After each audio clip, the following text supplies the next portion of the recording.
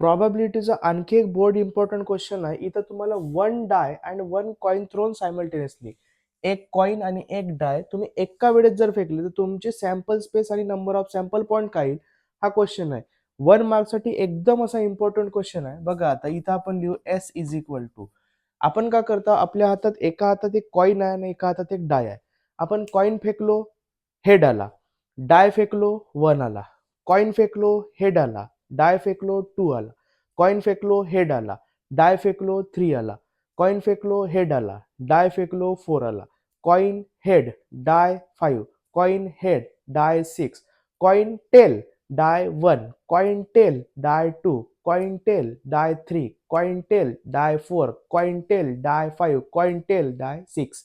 अशा प्रकारे येईल. म्हणजे इथं आपण लिहू शकतो head 1, head 2, head 3, head 4, head 5, head 6.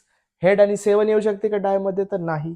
त्यानंतर आपला येईल tail 1, tail 2, tail 3, tail 4, tail 5 आणि लास्ट वाला टेल 6.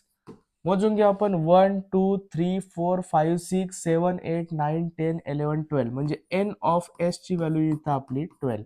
अशा प्रकारे हा जो आहे सिंपल क्वेश्चन तुम्ही सॉल्व्ह करू शकता.